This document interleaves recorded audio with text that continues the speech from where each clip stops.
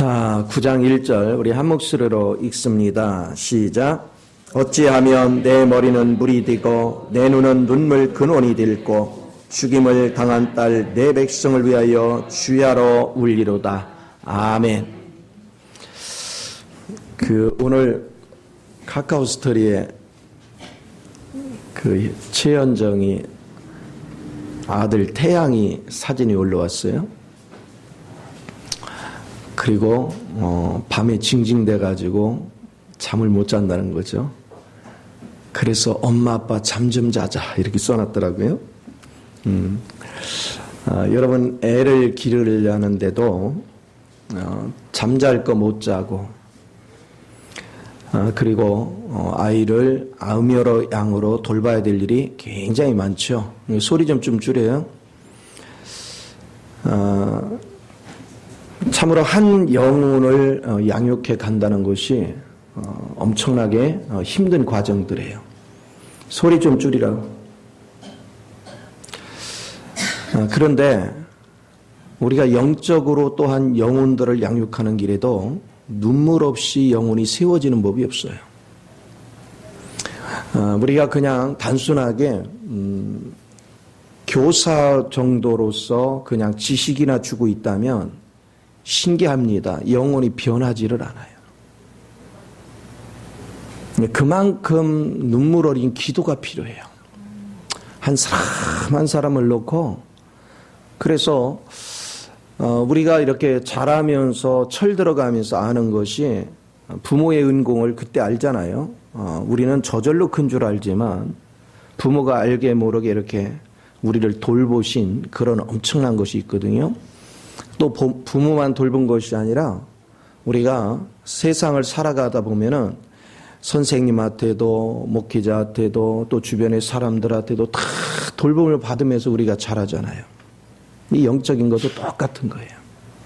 여러분이 영적인 변화가 조금이라도 일어났다면 여러분 그냥 된 게 아닙니다.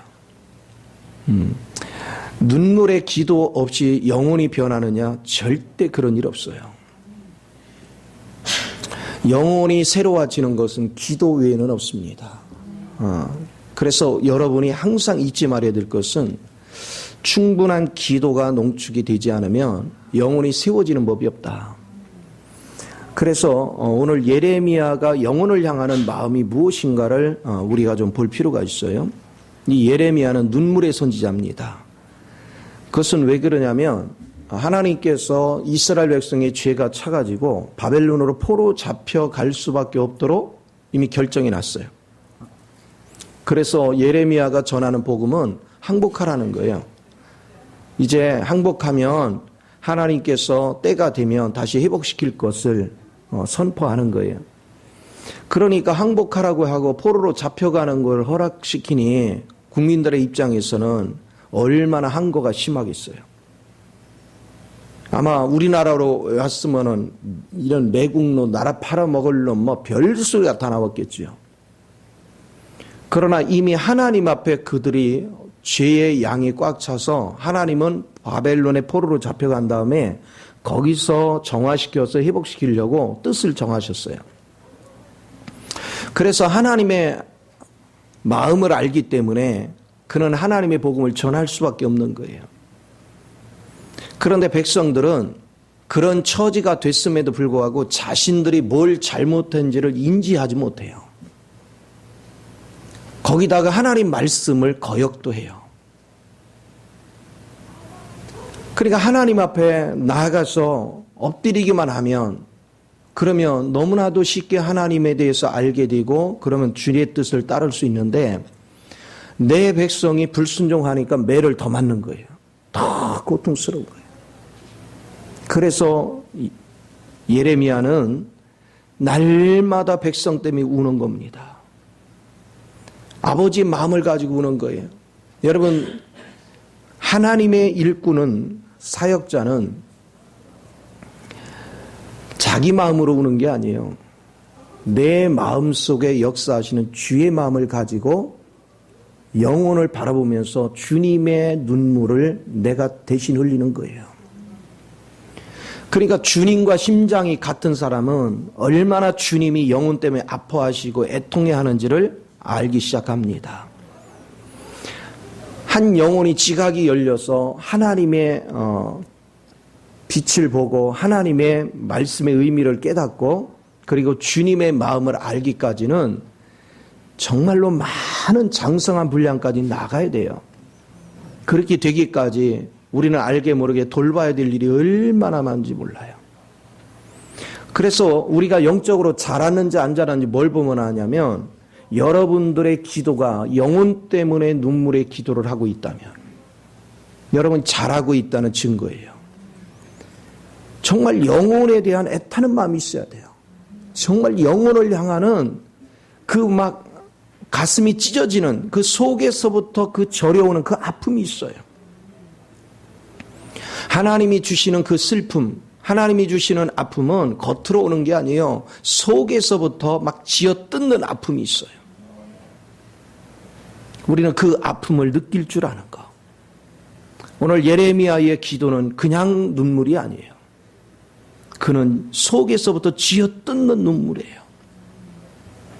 오늘 우리는 주변의 사람들이 나를 불편하게 하면 그 불편하게 하는 것만을 생각하지 정말로 주님의 심장을 가지고 속에서부터 쥐어뜯는 기도에 그 영혼 때문에 아파하고 기도하는 그런 일꾼을 찾기가 너무나도 힘들어요.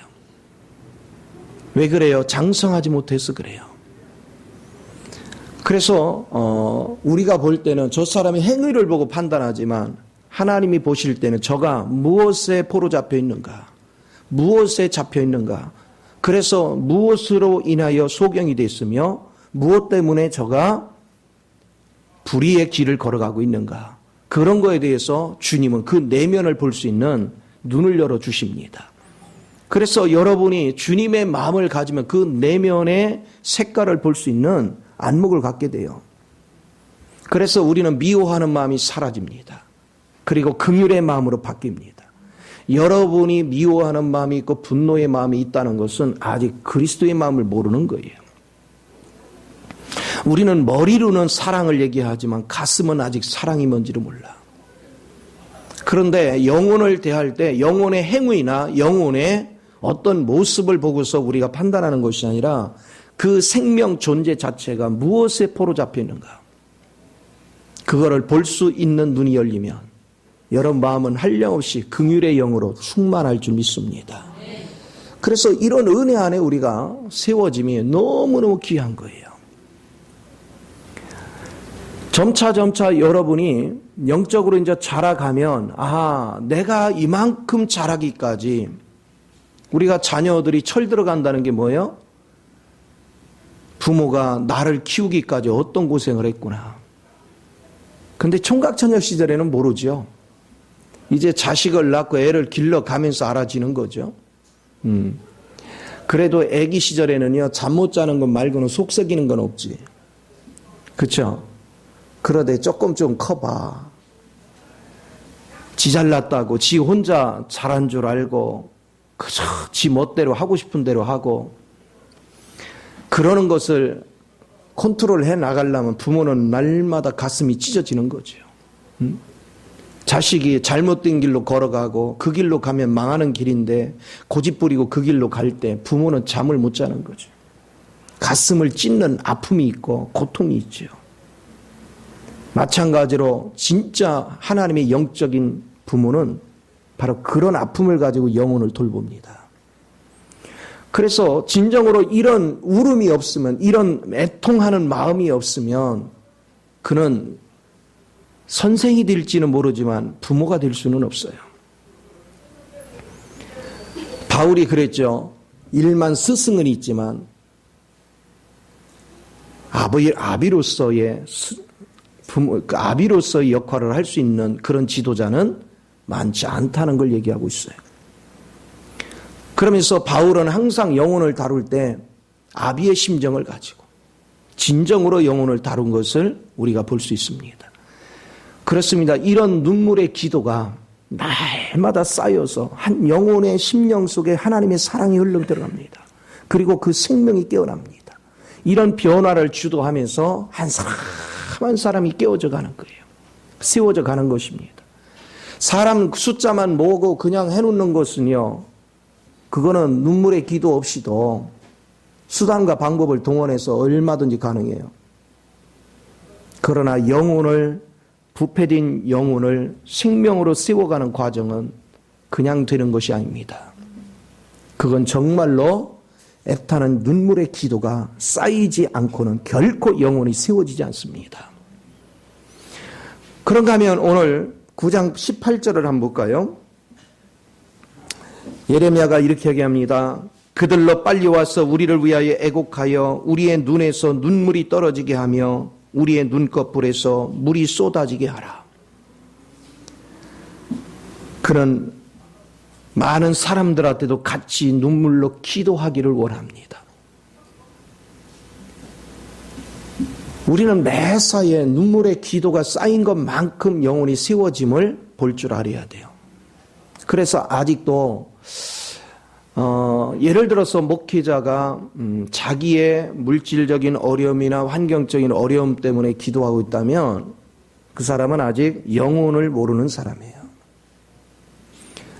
진짜 영혼을 사랑하고 영혼을 아는 사람은 자신을 위해 기도할 시간이 없어요. 자신의 부족함을 가지고 구하지도 않아요. 한 영혼 한 영혼의 영적 상태를 분별하면서 어떻게 하면 저 영혼을 생명의 길로 이끌까? 어떻게 하면 저 영혼의 눈을 뜨게 할까? 어떻게 하면 저 영혼이 하나님 앞에 신실한 일꾼이 되게 만들까? 어떻게 하면 그리스도의 장성한 분량에 이르도록 이끌어 줄 것인가? 그걸로 애통해 합니다. 그걸로 아파합니다. 그래서 자나깨나 그 생각을 해요. 저는 하나님을 알아가면 알아갈수록 제가 성경에 대해서 조금 눈이 열어가면 열어갈수록 성도를 그냥 끌어모으는 게 목회가 아닌 걸 알았어요. 어떤 방법이든 여러분을 영적으로 성숙하게 만들어야 돼요. 여러분을 잘하도록 만들어야 돼요. 여러분이 이제는 스스로가 영적 능력을 가지고 원수마귀를 제압하고 환경을 초월할 수 있는 능력자가 될 수 있도록 여러분을 양육하는 것. 그것이 참 목회인 걸 알았어요. 이걸 하지 않는다면 아무것도 아니에요. 하나님 앞에 전혀 인정받을 수가 없어요. 저는 그걸 깨달았어요. 그런데 이렇게 된다는 것이 얼마나 어려운 길이냐면 영적 세계에 대해서 사람들은요, 지각이 아직 안 열렸기 때문에 알려고를 안 해요. 아쉬운 게 별로 없어요. 당장 아쉬운 건 먹을 것, 입을 것, 마실 것이지 영적 세계가 아쉽지가 않아요. 왜? 지금 현실은 육신이 필요한 것들을 구하는데 급급해요. 그러나 여러분이 이 육의 세계에 사는 것은 잠시입니다. 우리가 궁극적으로 영원히 살 곳은 하나님 품 안이거든요. 그러면 우리는 그리스도로 준비가 돼 있어야 돼요. 내가 그리스도로 온전히 준비되지 않으면 우리는 천년왕국을 직접 들어갈 수 없는 패배자의 길을 걸어갑니다. 그러니 한 영혼 한 영혼을 진정으로 사랑하고 아낀다면 어떻게 그들이 고난의 자리에, 고통의 자리에 가는 것을 방관하겠습니까? 다 천년왕국을 통과하게 하는 것이 하나님의 일꾼으로서 사명이잖아요. 그러니까 어떻게 하면 저들을 바르게 깨울까? 어떻게 하면 눈을 뜨게 할까? 어떻게 하면 저들로 해서 참된 가치의 길을 보게 할까? 자나깨나 그것을 고민하는 거죠. 그것이 고뇌입니다. 그런데 이런 영혼들이 곳곳에 있잖아요. 곳곳에. 몸은 하나인데 세워야 될 일꾼은 많고 세워야 될 일꾼들에게 양식을 줘야 되고 그들을 돌봐야 되고 그들을 치료해야 되는 다양한 일들이 있습니다. 그러니까 밤낮 쉴 날이 없지요. 주님 앞에 날마다 집중해서 한 영혼이라도 생명의 길을 끌기 위한 간절함이 녹아져 내릴 수밖에 없지요. 그러면 생각을 해보세요. 우리가 영적으로 조금 자랐다는 증거가 뭡니까? 그렇게 앞서서 애쓰고 수고하는 그런 일꾼을 내가라도 받쳐주고 내가라도 힘이 돼줘서 좀 짐을 덜어줘야 되겠구나. 이거잖아요. 부모가 여러 형제를 기르는데 철든 첫째나 둘째는 항상 밑에 동생들을 돌봐주면서 부모를 돕잖아요. 오늘 진심으로 하나님 앞에 내가 영적으로 자랐다는 증거는 같이 모여서 기도하는 거예요. 오늘 18절 말씀은 바로 예레미야 자신 혼자만이 울부짖는 것이 아니라 그를 도와 같이 울부짖을 자를 찾고 있는 거예요. 오늘 주님 안에서 저와 여러분도 그런 일꾼이 되어지고 생명 안에 세워질 때 많은 일꾼이 세워지는 은혜가 있는 걸 믿으시 바랍니다. 또 13장 17절을 한번 가서 볼까요?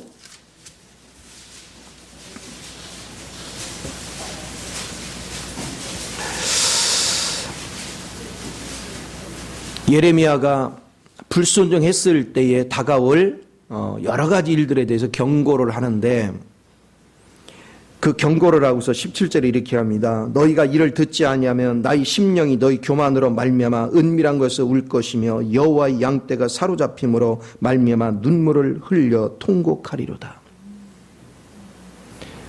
그러니까 깨달으면 하나님의 뜻에 받들면 덜 고생할 거를 그들은 불순종하고 그러므로 말미암아 결국 하나님 앞에 사로잡혀 고통의 현장으로 갈 것을 생각하면 예레미야 눈물에 눈물이 마를 수가 없다는 거죠. 너무너무 고통스러워. 그러니까 예레미야는 자기 때문에 우는 게 아니에요. 백성 때문에 우는 거예요. 영혼들 때문에 우는 거예요. 오늘 우리는 영혼 때문에 얼만큼 울고 있는가? 만약에 여러분 가족 중에서 아직 하나님을 모르는 사람이 있으면 그래서 그 사람 때문에 여러분이 불편함을 겪는다면 그 영혼 때문에 여러분은 얼만큼 밤을 지새며 기도했습니까? 내가 주님을 알면 주님의 심량을 가지고 정말 간절한 기도를 하겠죠. 그러나 우리가 영혼을 사랑하는 마음이 없기 때문에 그런 눈물 어린 기도가 부족한 거죠. 그리고는 우리는 행위적으로 사람을 판단합니다. 그것은 왜 그래요? 아직 나 자신부터가 영적 성장이 없다는 것이죠. 내가 영적으로 성장했다는 증거는 바로 그리스도의 마음이 내 속에서 분출돼 나오는 것입니다. 그리스도의 마음은 긍휼한 마음이요. 긍휼한 마음은 애통한 마음으로 바뀝니다. 그래서 눈물로 통곡할 수밖에 없는 그런 위치가 되는 거지요. 오늘 신앙 안에서 우리가 영적으로 세워짐이 얼마나 귀한 것인가.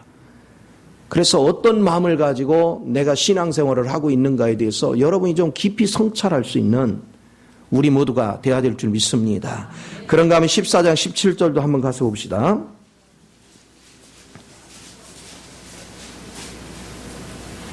이것도 경고 뒤에 하는 얘기입니다. 너는 이 말로 그들에게 이르라. 내 눈이 밤낮으로 그치 아니하고 눈물을 흘리니 이는 처녀 딸 내 백성이 큰 파멸중한 상처로 말미암아 망함이로다. 예레미야는 정말로 눈물로 통곡하면서 날마다 기도하는 이 모습을 우리에게 보여주고 있습니다. 자, 이런 기도가 결국은 어떤 결과를 끄집어 오느냐? 31장으로 가서 보세요. 31장 16절을 봅시다.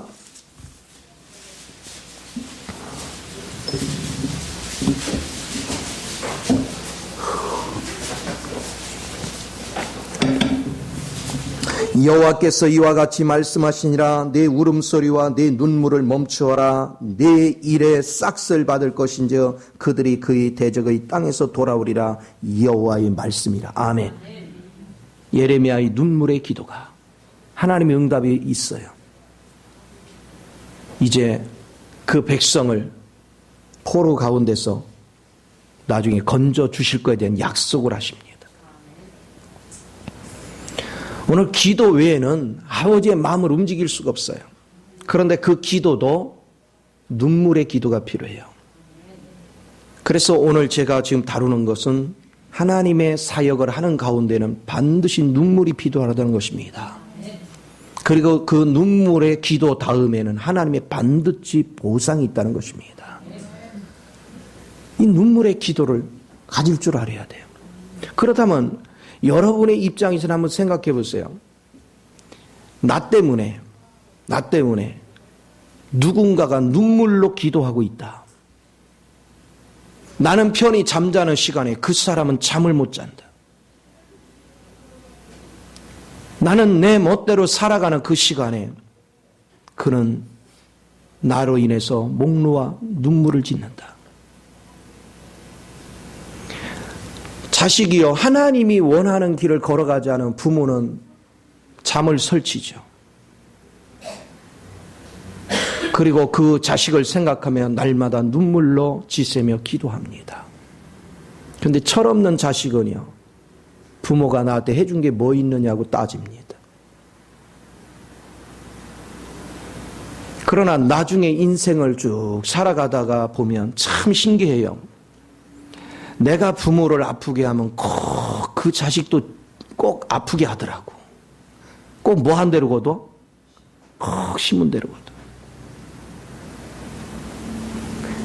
근데 부모 마음을 일찍 알면 나중에 보면 자식도 참 효를 해요.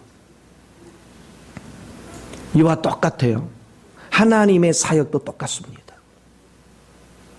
정말로 부모의 심장을 가지고 기도하는 그런 지도자가 있다면, 그를 생각한다면 내 발걸음 하나하나를 신중하게 할 겁니다.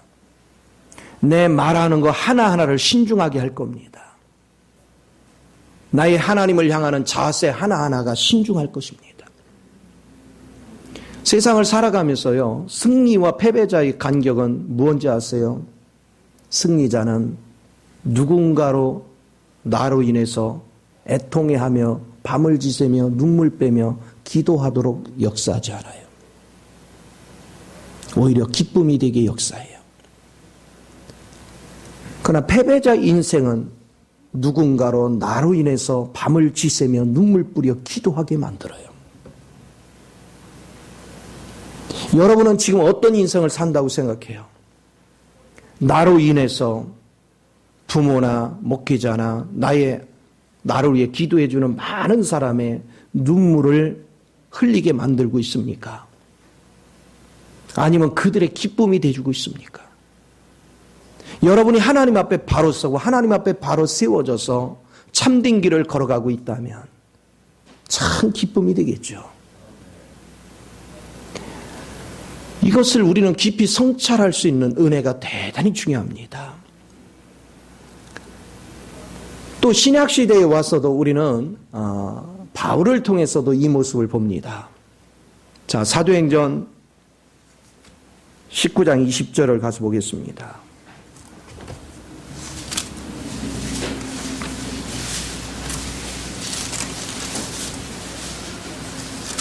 아, 20장 19절이죠.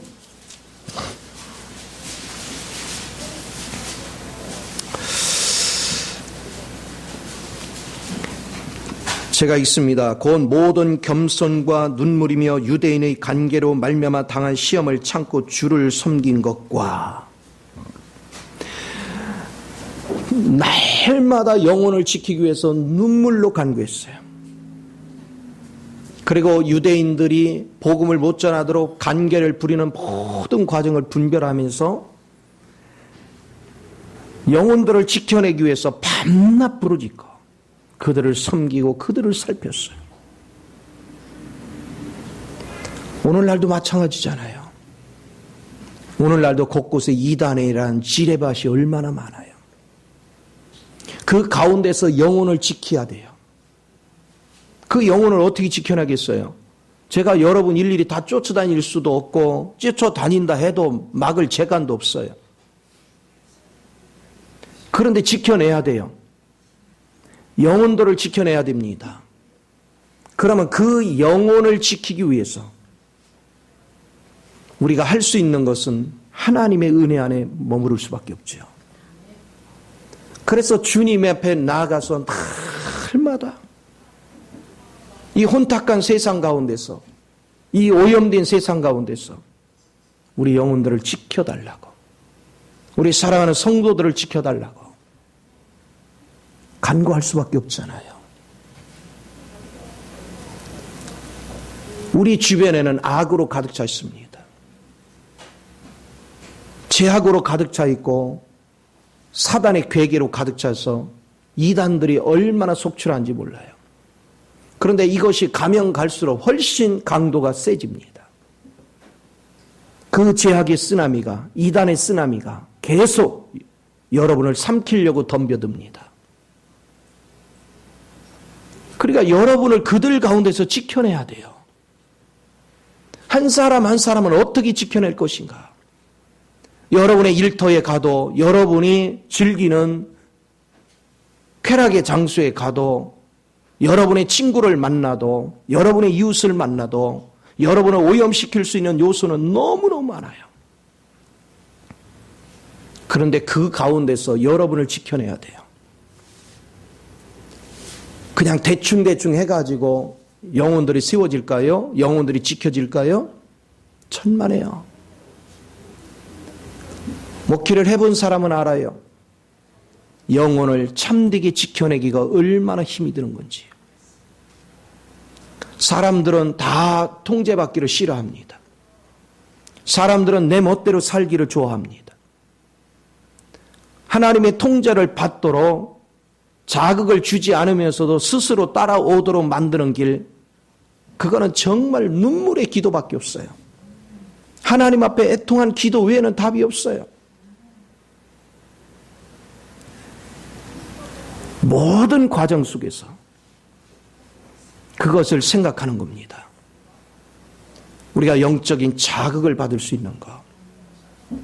그래서 특별히 영적으로 자라지 않고 말씀을 들으라 해도 말씀 듣지 않고 이리 뺀돌 저리 뺀돌 하는 사람들, 왜냐, 그런 사람이 이단에 빠질 확률이 굉장히 높거든요.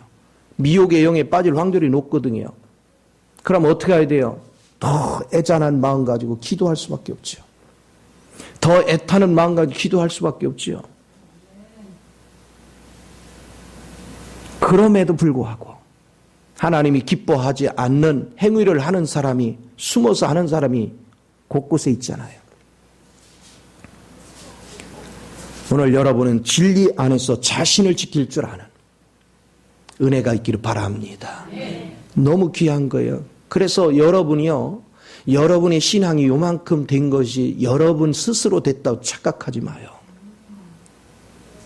수 없는 사람들의 중보의 기도가 오늘 나를 존재케 한다는 거, 이걸 잊어서는 안 돼요. 그걸 아는 사람만이 정로의 길을 가는 거예요. 그걸 아는 사람만이 말씀 안에서 바로 세워지는 것입니다. 그래서 그걸 알고 순종하는 사람은 세상에서도 안 될 수가 없어요. 잘 될 수밖에 없지요. 왜? 하나님의 통제받는 법을 배우고, 하나님 앞에 순종하는 법을 배우고, 하나님으로부터 지혜를 배우고, 하나님의 임재 안에서 보호받음을 배우기 때문에 그럼 무슨 일을 하든 간에 실패가 없어요. 그는 잘 될 수밖에 없습니다. 오늘 주님 안에서 저와 여러분이 항상 잊지 말고 생각해야 되는 것은, 내가 그냥 된 것이 아니다. 오늘 내가 이만큼 잘한 것도 그냥 된 것이 아니다. 다 영적인 진리 안에서 세워졌다는 사실을 잊어버리면 안 돼요. 오늘날 교회 곳곳이요, 겉으로는 평온한데 속은요, 신천지가 골마 터질 대로 들어와 있습니다. 큰 교회 소식을 들어오면 참 안타깝게 그지없습니다. 적은 수도 아닙니다. 엄청난 세력을 형성하고 있습니다.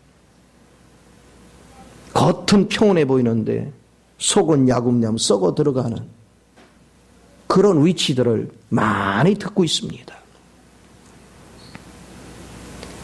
영혼 한 사람 한 사람을 진실한 가운데로 지켜내기 위해서 우리는 그냥 대충대충이 있을 수가 없다는 거, 이거를 여러분은 생각해야 될 줄 믿으시기 바랍니다. 그렇습니다. 그래서 바울도 밤낮 하나님 앞에 눈물로 기도한 겁니다.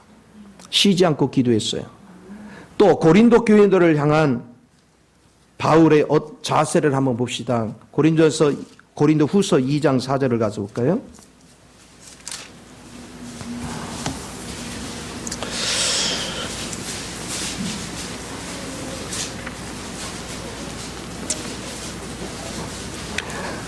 이 고린도 교회에는 많은 문제가 있었습니다. 그런데 이 고린도 교회 이 문제를 방치할 수도 없고, 그렇다고 함부로 잘못된 걸 지적하자니 그들은 또 시험 들어서 미끄러질 수도 있고, 그렇다고 방치할 수도 없고 바로 잡아줘야 되겠고, 이 딜레마에 빠지는 거예요. 사람들은 못 깨닫기 때문에 지적을 해주면 듣기 싫어합니다. 그리고 시험 들어서 미끄러집니다. 우리는 미끄러뜨리는 데 목적이 아니잖아요. 그를 세우는 데 목적이지. 그러니까 그 강도를 조절해야 되고, 그 강도를 조절하려면 사람으로서는 그 심령들 속을 어떻게 알아요? 어느 수위로 해야 될지에 대해서 그걸 어떻게 알아요? 그래서 그 수위 조절을 해야 돼요. 경고에 대해서도 수위 조절을 해야 돼요. 그래서 고린도 전서를 쓸 때 바울은요, 많은 기도를 하면서 쓴 거예요. 자, 그 부분이 2장 4절입니다. 내가 마음에 큰 눌림과 걱정이 있어. 왜 눌림과 걱정이 있어요? 고린도 교인들의 죄악 때문에.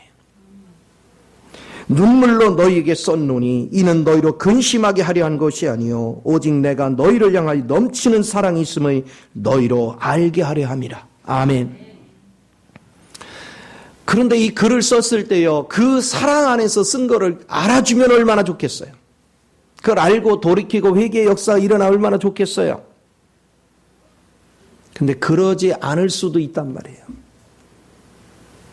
그래서 그는 많은 이 눌림 속에는 이 말을 안 할 수도 없고, 하자니 영적으로 어린데 시험 들 것 같고, 이 두 마음 속에서 많은 눌림이 있었어. 그래서 하나님 앞에 눈물로 기도하면서 그 수위를 조절했어요. 감사하게도 고린도 교인들은 회개 역사가 일어났어요. 오늘 한 영혼 한 영혼을 세워가는 거, 한 영혼 한 영혼이 생명 안에서 세워져 가는 거, 정말로 눈물의 기도 없이는 아무것도 할 수 없어요. 그래서 이것을 알아야 되는 것입니다. 제가 항상 얘기하지만 우리의 생명이 살아가는 과정은 육적이 됐던 영적이 됐던 많은 사람이 도움으로 사는 거예요. 그걸 배울 줄 알아요. 이 땅에 태어난 사람은 주변 사람의 도움 없이 살 수 없어요. 버스를 타고 왔으면요, 버스 기사의 도움을 받고 있는 것이고요, 버스 회사의 도움을 받고 있는 거예요. 내가 가게 가서 물건을 샀으면 가게 주인의 도움을 받고요. 아니 내가 돈 주고 샀는데 가게가 없으면 살 수도 없어요. 다니면 경찰관들의 수고가 있었어요. 그리고 청소하시는 분들의 수고가 있어요. 우리 주변의 모든 사람들이 나와 다 생활에 밀접하게 연관되어 있어요. 그들의 수고가 오늘 우리를 살게 하는 거예요. 그렇기 때문에 우리는 미워할 대상이 아무도 없어요. 다 귀하게 여길 대상이에요. 이거에 대해서 눈을 뜨게 해주는 것, 그것이 목회입니다. 그리고 육적 세계만 눈을 뜨는 것이 아니라 영적 세계까지도 눈을 뜨도록 궁극적으로 나를 생명을 보존하신 분은 하나님이시고, 그리고 그 하나님의 생명을 우리에게 공급하시기 위해서 하나님의 많은 종들이 파송됐다는 것. 종의 개념은 꼭 목회자만이 아닙니다. 평신도로서도 먼저 깨어난 자가 헌신하며 기도해줘서 오늘 내가 오늘 존재한다는 것. 이거를 아는 사람은 매사에 감사거리밖에 없어요. 첫째는 하나님께요, 둘째는 부모에게요, 셋째는 내 주변 사람들한테 감사할 수밖에 없어요. 그런데 무지한 사람, 총기가 막힌 사람, 그런 사람들은 감사를 할 줄 몰라요. 자기 혼자 잘난 줄 알아요. 자기 혼자 존재한 줄 알아요. 우리 혼자 절대 존재할 수 없어요. 이것을 우리는 깊이 인식할 줄 아는 거. 그래서 이거를 깨닫는 사람은 이제는 내가 신세만 지는 것이 아니라 나도 누군가한테 도움이 되는 사람이 되자. 나도 누군가한테 혜택을 주는 사람이 되자. 그러기 위해서 내가 장성해져야 된다. 내가 깨어나야 된다. 이거를 알면 좀 더 열심히 하나님께 나아가서 지각이 열리기를 간구하고 기도하고 영적 성장을 이루어갈 줄 믿습니다. 이거를 바르게 할 줄 아는 사람, 그런 사람, 그리고 이렇게 해서 세워진 사람들만이 눈물로 기도할 줄을 압니다. 왜 눈물로 기도합니까? 내가 이만큼 세워지기까지 누군가의 눈물의 기도가 오늘 내가 존재하고 있구나. 그래서 다른 영혼을 향해서 눈물의 기도를 드리는 거예요. 여러분이 영적으로 하나님 앞에 이 은혜를 안 사람들은 아마 여러분 최소한도 여기 같이 신앙생활을 하는 사람 가족사항을 다 이미 알 거예요. 왜? 다 기도해 주니까. 그런데 이런 거에 대해서 눈이 안 뜬 사람은 몰라요. 옆 사람들이 앉아있지만 저 집 형편이 어떤지 저 집 가족 상황이 어떤지 아무것도 몰라요. 왜? 관심이 없어요. 나밖에 모르는 거죠. 그게 영적으로 어리다는 증거입니다. 영적으로 어릴수록 나밖에 몰라요. 영적으로 장성할수록 우리는 옆 사람을 챙길 줄 알아요. 오늘 우리 자신의 신앙은 어떤 신앙인지를 깊이 인식해야 돼요. 여러분 스스로가 한번 느껴보세요. 나는 같이 교회를 다니지만 우리 성도들의 가정 형편과 성도들의 이름과 가족 사항을 다 알고 있는가? 안다면 기도했다는 증거지요. 모른다면 기도하지 않는다는 거지요. 그것은 뭘 얘기합니까? 내가 아직까지도 그런 기도 생활 안 했구나. 내가 아직도 철이 없구나. 아직도 영적으로 철이 없구나. 내가 참 어리구나. 그것을 증명하는 거예요. 오늘 영적으로 세워졌다는 건 머리로 하는 것이 아닙니다. 우리가 바로 이런 모든 걸 아우르고 살필 줄 아는 그 은혜가 넘칠 수 있는 것. 그게 믿음의 삶이고 생명의 삶인 걸 믿으셔야 될 줄 믿습니다.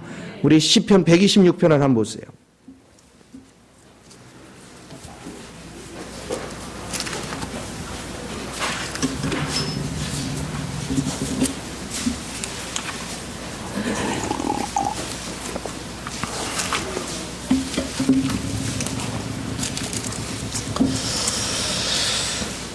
자, 5절 6절을 한번 읽어봅시다. 5절 6절 시작. 눈물을 흘리며 씨를 뿌리는 자는 기쁨으로 거두리로다. 울며 씨를 뿌리러 나가는 자는 반드시 기쁨으로 그 곡식단을 가지고 돌아오리로다. 이게 이제 복음인데 여기 씨는 뭐겠어요? 복음의 씨앗이에요. 그렇죠? 단은 뭐겠어요?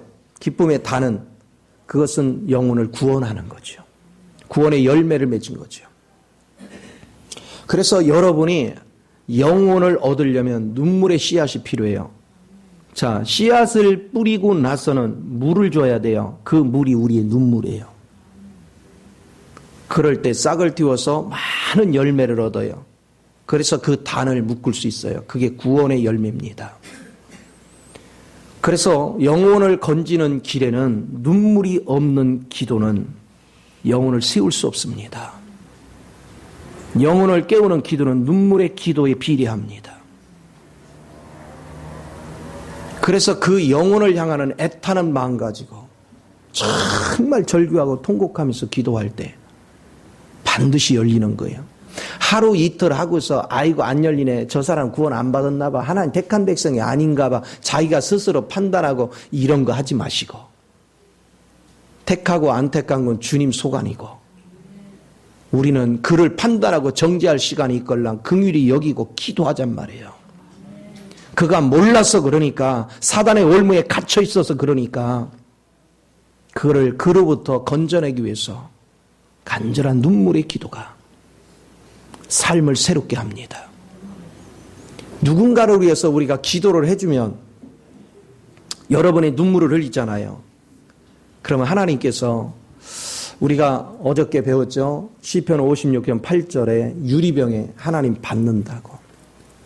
그렇죠? 그럼 하나님께서는 이 눈물을 우리에게 뭘로 줬는가 봅시다. 시편 80편 5절을 보십시오.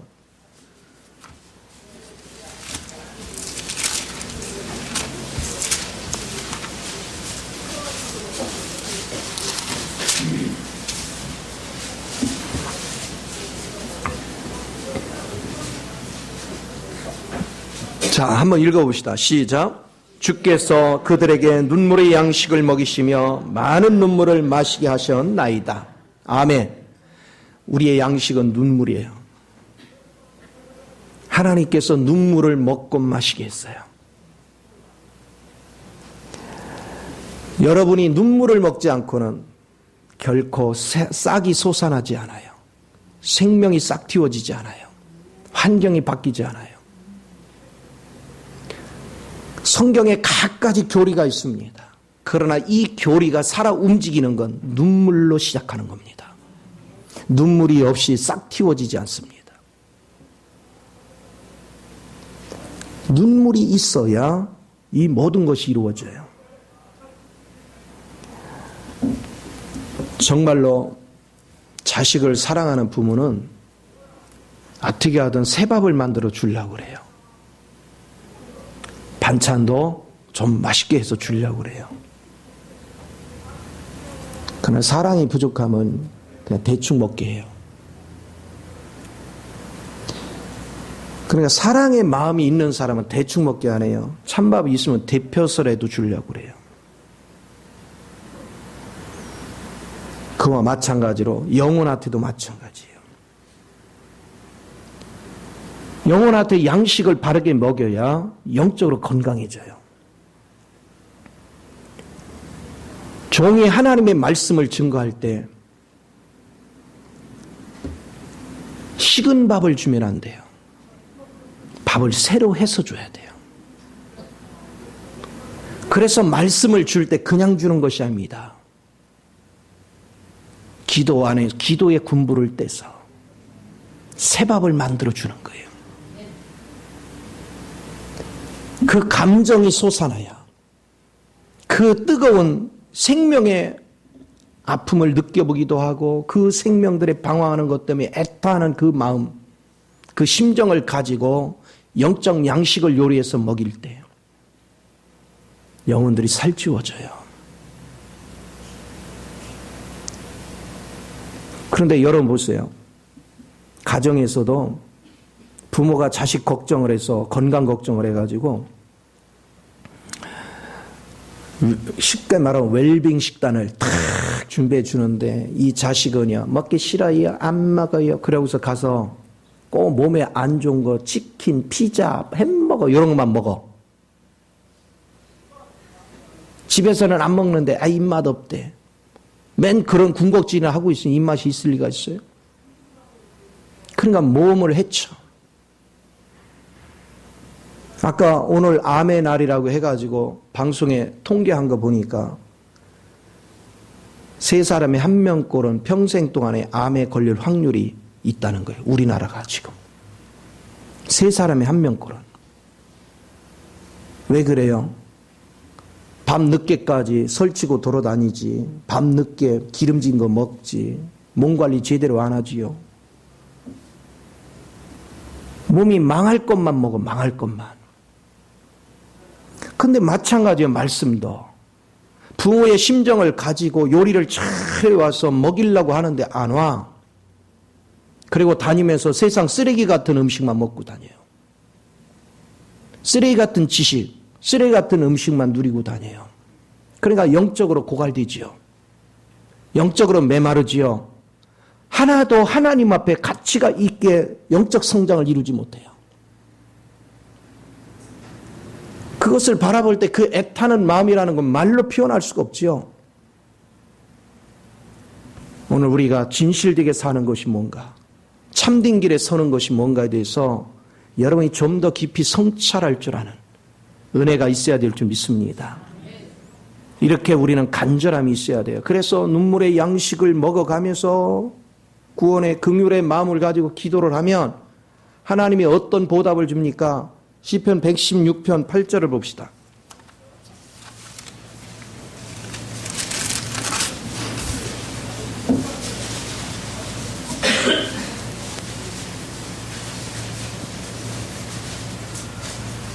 자, 한번 읽어볼까요? 시작. 주께서 내 영혼을 사망에서 내 눈을 눈물에서 내 발을 넘어짐에서 건지셨나이다. 아멘.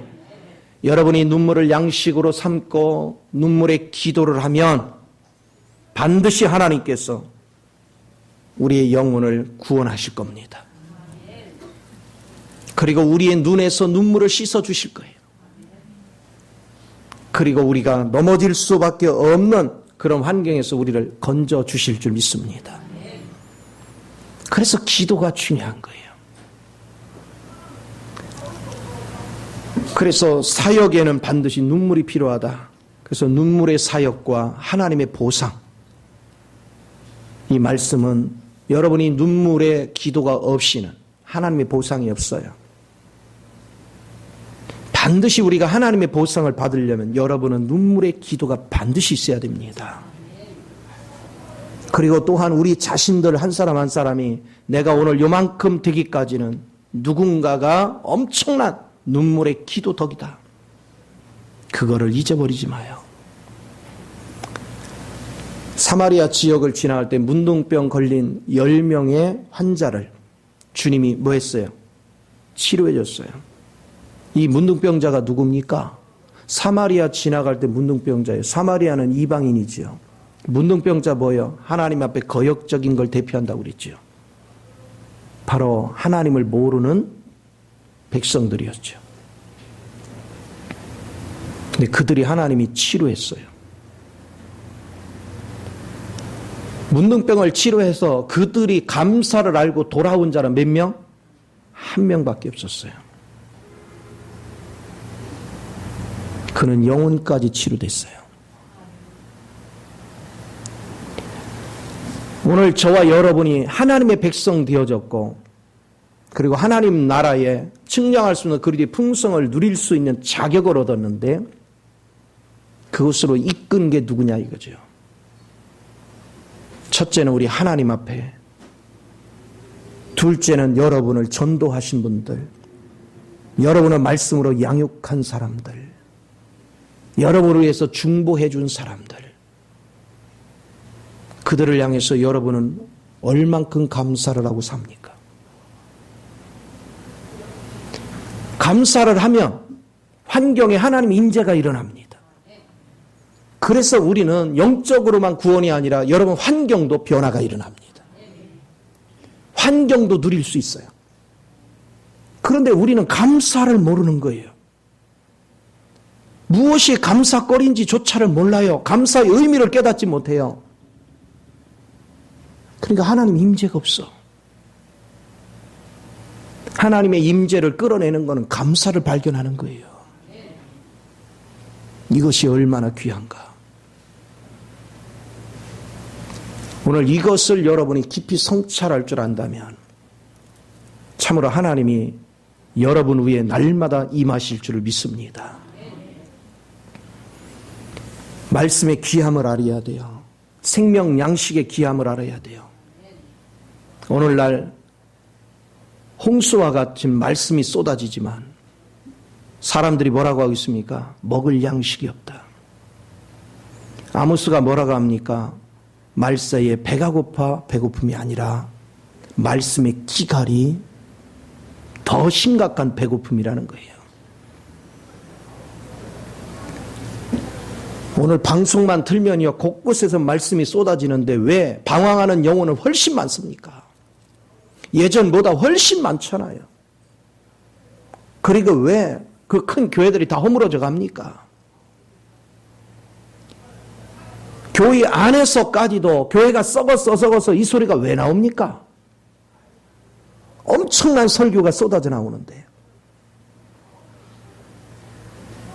설교가 중요한 게 아니에요. 여러분 예수를 만나야 돼요. 내가 예수의 생명을 누려야 됩니다. 예수의 생명을 먹고 마셔서 여러분이 영적으로 강건해야 돼요. 그래서 바울은 디모데 후서에서 이렇게 강조합니다. 건강한 말씀을 먹여야 된다. 건강한 말씀. 여러분이 바른 양식을 먹는 거 너무 중요한 거예요. 방송에 보니까 음식을 전자레인지에다 데펴서 먹으면 생명이 다 죽어가지고요. 그걸 장기적으로 보면 암 걸릴 확률이 90%가 넘는데요. 전자레인지에 데펴 먹는 사람은. 그런데도 전자레인지 열심히 돌려 먹잖아요. 또 요즘 식당 가보세요. 식당 가면 어디다 데펴줘요? 전자레인지다. 왜 그래요? 생명이 죽었기 때문에. 생명이 죽은 음식을 먹었더니 내가 암이 생겨. 말씀도 마찬가지예요. 생명이 살아있는 말씀과 생명이 죽어있는 말씀이 있어요. 지식은 죽어있는 말씀이고 영이 들어간 말씀은 생명이 살아있는 말씀이야. 생명이 살아있는 말씀이 우리 삶을 윤택하게 합니다. 죽은 말씀 자꾸 먹으면 여러분의 영이 소멸돼 갑니다. 우리가 어떤 위치에서 신앙생활을 해야 되는지에 대해서 여러분 경각심을 가져야 돼요.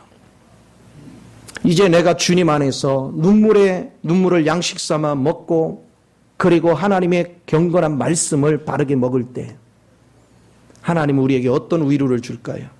이제 계시록 7장 17절을 가서 봅시다.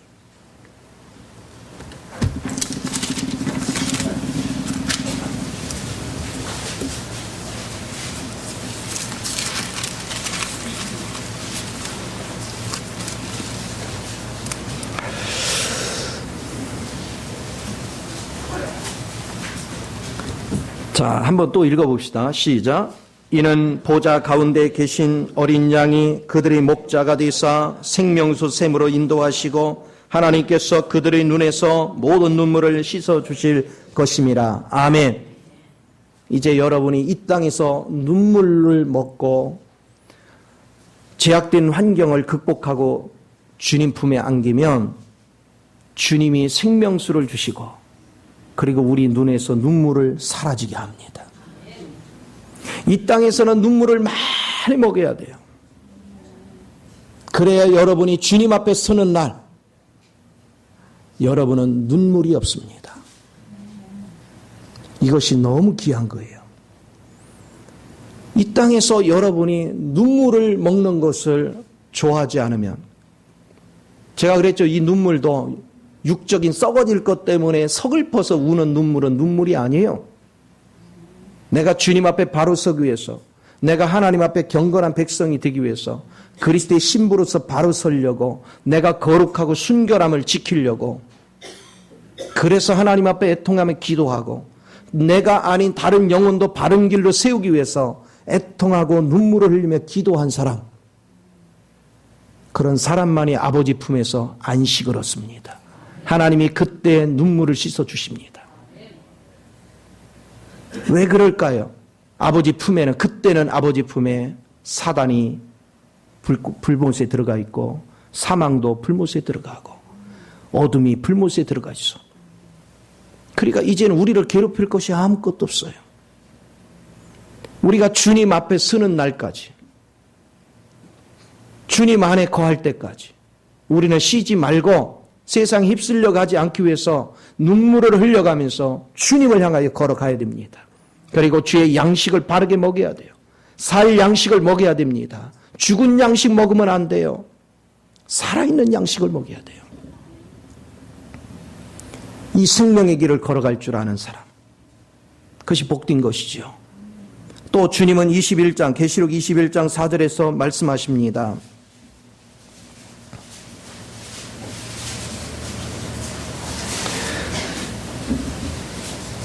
자, 또 한번 읽어볼까요? 시작.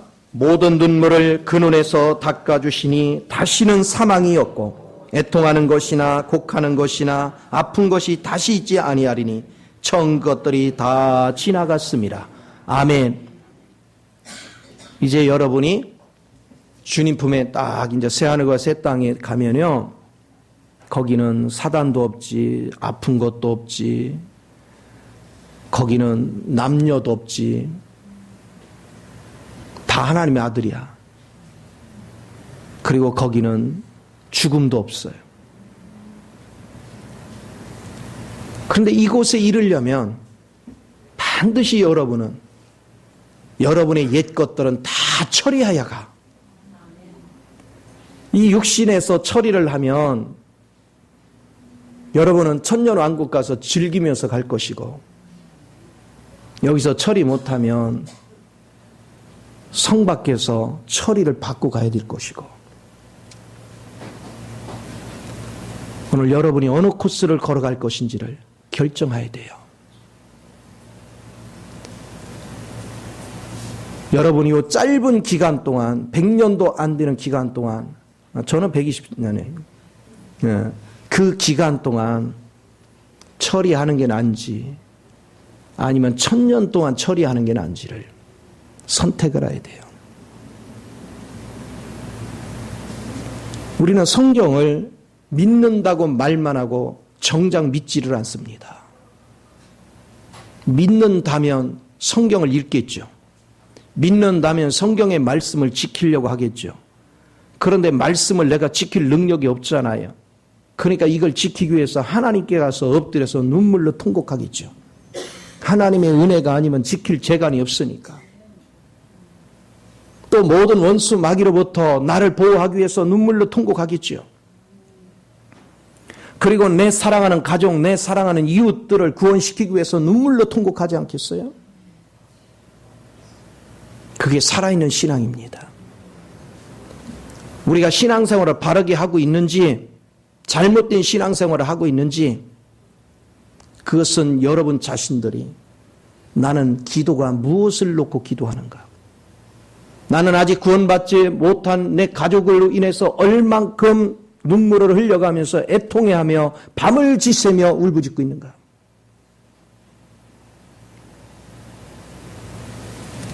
육신적으로 보면 피 한 방울 섞이지 않은 다른 사람을 위해서도 밤을 지새며 눈물로 기도하는데, 내 사랑하는 내 육적인 가족들 사랑한다면서 그들을 향해서 우리는 무슨 기도를 하고 있는가? 좀 더 우리 자신을 깊이 성찰할 줄 알아야 돼요. 하나님의 은혜를 끌어오는 비결은 내가 하나님 앞에서 간절함이 있어야 돼요. 눈물의 기도가 있어야 돼요. 그 눈물을 양식삼에 기도할 때 하나님의 임재가 우리 삶에 역사하는 것입니다. 그분이 역사하셔야 우리 삶의 변화가 일어나는 것입니다. 우리는 그 은혜를 추구할 줄 아는 것. 그게 살아있는 신앙인입니다. 그게 깨어있는 신앙입니다. 세상은 머리로 살지만 주님 나라는 머리로 가는 게 아니에요. 주님 나라는 눈물로 가는 것입니다. 눈물 없이는 아무것도 얻을 수가 없어요. 저와 여러분이 모든 것 눈물로 양식 삼고 기도하면 하나님이 반드시 우리에게 영원토록 보상을 해주신다는 사실을 깊이 인식하시고 날마다 눈물의 기도를 드릴 줄 아는 저와 여러분이 되기를 예수 이름으로 축원을 드립니다. 기도하겠습니다. 좋으신 아버지, 크신 은혜와 사랑을 감사를 드립니다. 참으로 사랑하는 자녀들을 축복하시고 기름 부어 주시어서 입술로만 주여 주여 하는 것이 아니라 그리스도를 의지하는 가운데서 날마다 눈물의 통곡이 있게 하시고 생명의 은혜가 있게 도와주시어서 아버지의 영광을 덧입을 줄 아는 복된 자녀들이 될 수 있도록 함께하여 주시옵소서. 아직도 구원받지 못한 수없는 영혼들이 있습니다. 그 영혼들을 생명으로 이끌어 갈